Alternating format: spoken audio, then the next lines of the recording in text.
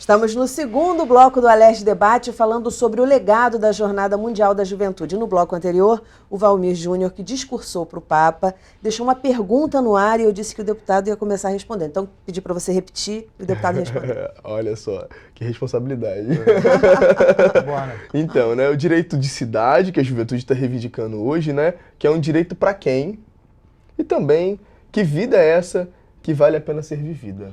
Veja, o presidente Lula, ele fez um artigo para o New York Times sobre as manifestações no Brasil que eu achei fantástico, um recado para nós, políticos, um recado para o PT também, importante, e para a sociedade hoje. Ele se coloca como responsável pelas reivindicações na medida que você tem um avanço significativo nos últimos 10 anos de uma inserção daqueles que estavam abaixo da linha da pobreza, 35 milhões de brasileiros, e para além disso também tem um elemento também que é fantástico, que dialoga com as cotas e dialoga com o próprio ProUni. Veja, o filho do trabalhador brasileiro assalariado está na mesma universidade que o filho de quem hoje é da elite, né? Através das cotas, através do ProUni. Só que esse jovem está feliz por isso, evidentemente, mas ele começa a observar que há uma diferença muito grande, diferença de classe. Ou seja, a outra família do colega dele de sala de aula, os pais, quando passam mal, vão para hospitais de ponta, da rede privada. E os pais dele, quando passam mal, vão para a UPA, ficar 6 horas esperando um atendimento. Evidente que esse jovem não fica satisfeito com isso. A primeira pergunta é por quê? Que tipo de vida é essa que a gente está levando? Então, essa juventude que vai para a rua, essa juventude que quer mais saúde, transporte, são bandeiras da esquerda, são bandeiras nossas. Saúde, transporte, educação de qualidade. E é claro que essa resposta tem que ser dada pelos governantes em diálogo profundo com a população. Tem algumas cidades no Brasil onde as manifestações tiveram outros canais de acontecimento. Vou citar um caso, Poços de Caldas. É onde se deu as manifestações. Começaram na porta do Palácio da Prefeitura e foram se estender e estão até hoje nos conselhos paritários, verdadeiramente paritários, porque existem e são fortalecidos pela prefeitura de lá, estão nas assembleias do orçamento participativo, onde as pessoas estão debatendo e discutindo, estão no conselho de transporte. Há um conselho municipal de transporte que está debatendo a mudança do modelo de transporte daquela cidade com a participação da população. Quando você cria esses mecanismos, você canaliza essa importante, vamos dizer assim, energia das manifestações para algo efetivo, não para a vontade de um governante A, B ou C. Então, esse clamor de quem, na verdade, como muito bem coloca aqui o Júnior para nós, de quem quer viver, a juventude quer viver. Né? E que tipo de vida é essa? É a vida que a gente quer construir com dignidade, como disse o Papa Francisco, né? Com o bem comum.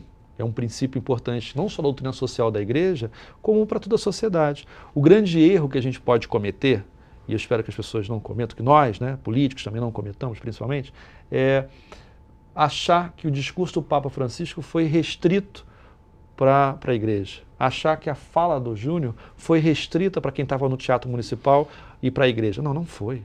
Não foi. Foi para a sociedade.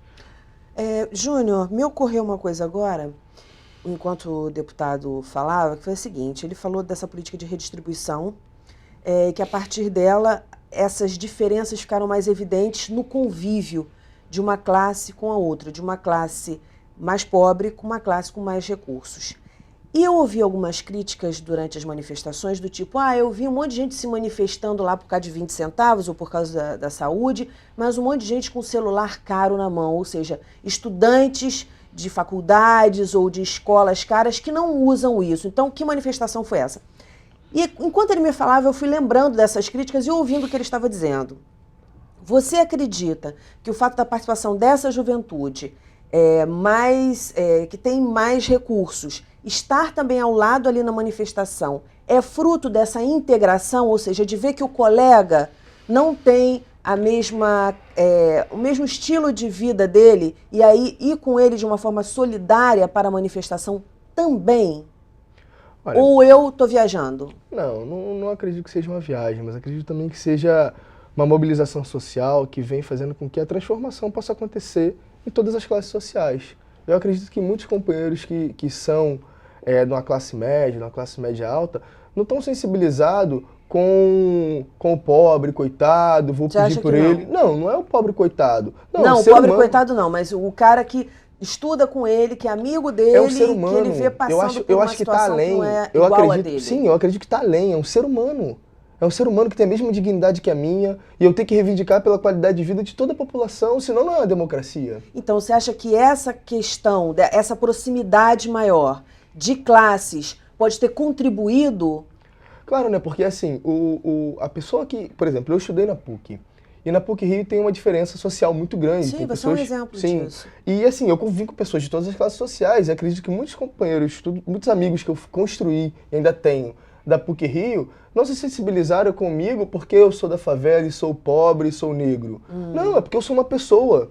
E tem o mesmo direito, tem a mesma dignidade. Sim, claro. E essa pessoa, ela não é diferente porque ela mora na comunidade. Claro, entendeu? Não, mas a ideia é essa, é de perceber isso. Sim, exatamente. E eu tô querendo só falar que não é por causa do coitadinho, é porque a sociedade ela tá se conscientizando do papel de todos e da importância de todos. Eu acredito que a importância de todos ela tá além de uma classe social, assim como eu, que moro numa comunidade, também vou reivindicar para que a pessoa que está na Zona Sul possa ter os mesmos direitos que eu.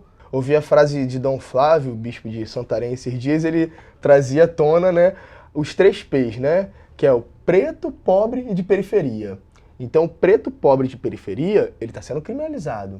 A juventude está sendo criminalizada dentro da favela, por causa que ela é negra. Hoje a gente vê que existe um acentuado número do extermínio da juventude negra e a gente não pode deixar de olhar para esses dados, de perceber que essas estatísticas não são falsas, são verdadeiras, que a juventude que está morrendo, mas é uma juventude que tem também uma cor, tem também uma cara, que é uma juventude negra. E acredito que essa mobilização em conjunto da sociedade é por perceber a importância do outro. Entendeu? Que é fundamental. Que é fundamental. Nesse campo, você acha que ter uma religião muda? Eu acredito num projeto de vida que gera mais vida. E uma vida com abundância. Que é o projeto de Jesus. Que é um projeto libertador, um projeto transformador e também um projeto revolucionário, como o Papa Francisco falou, né? Estamos ao encontro do que ele disse. Eu estou ao encontro do que ele disse, né? É um projeto revolucionário, né? Um projeto que transforma as vidas, que coloca a qualidade da vida, o bem comum, o outro primeiro.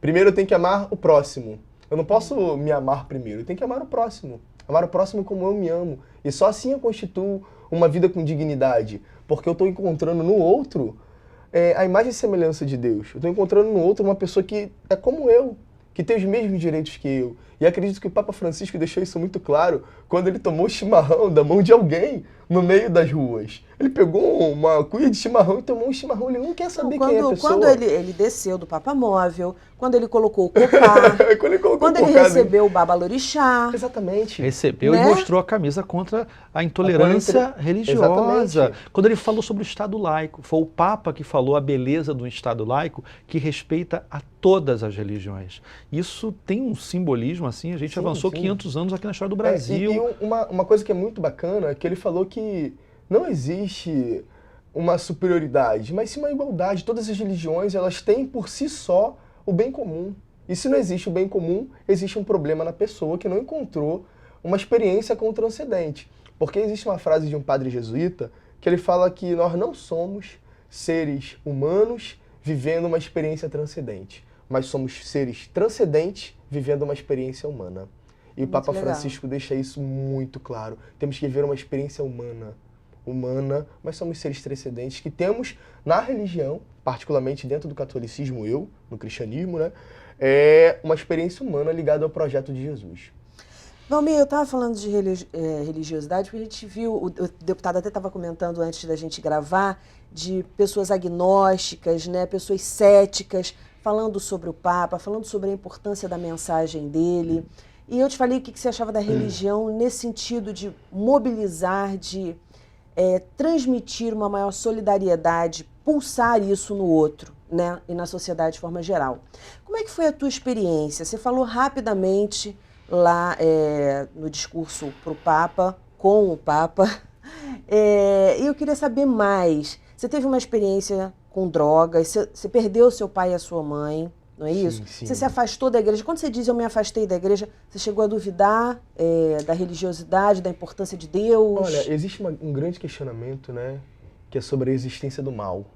Isso os grandes teólogos estão discutindo, a existência do mal, né? Porque eu, um adolescente com 12 anos, perdi a minha mãe. O que a gente fez de ruim para Deus levar a minha mãe, né? Depois, meu pai ele foi dependente químico, era viciado em cocaína, e toda a minha juventude foi acompanhando essa experiência de drogadição do meu pai. Meu pai faleceu, eu tinha 18 anos, então durante 5 anos, na minha formação enquanto jovem, eu acompanhei todo o processo de dependência química do meu pai. E por que que isso aconteceu? Sabe? Então essa questão será que esse mal vem de Deus? Será que esse mal que existe na sociedade é por quê? É muito simples. Esse mal só existe porque não existe amor. Aonde existe amor, não existe medo. E a minha experiência com a religião foi uma experiência de amor, onde eu passei sim por um processo de uso de drogas, passei sim por uma criminalização da minha juventude, por causa das minhas escolhas. Eu escolhi, o jovem é livre. Ele tem que ter essa maturidade de assumir a responsabilidade pelos seus atos. Sim. E eu assumi a responsabilidade dos meus atos e não tenho vergonha de falar isso. Porque foram atos que me levaram a uma experiência de morte, a uma experiência de suicídio, uma experiência de abandono da qualidade da minha vida. Valmir, eu vou te pedir desculpa porque a gente está no finalzinho do programa, mas eu quero ouvir o fim dessa história, o fim. O início, Aspas. o início de uma nova história. Como é que foi esse clique, essa virada? Como é que se deu a virada, o ponto da virada? O ponto da virada foi uma oportunidade que um padre me deu e acreditou em mim na minha paróquia, e ele me chamou para trabalhar como catequista na minha paróquia. Você estava na rua, você não tinha voltado ainda para a igreja. Não tinha voltado Ele ainda te pra igreja. encontrou. A gente se encontrou na rua, uma amiga minha falou, olha, o Júnior já foi daqui da paróquia, padre. Ele, olha, vem pra cá sábado, vem pro encontro dos catequistas, vai ser legal, vem. Aí eu, padre, ele, não, vem. Não quero saber quem você é, o que você tá fazendo, só quero que você venha. E foi um venha tão carinhoso, com tanto amor que eu fui.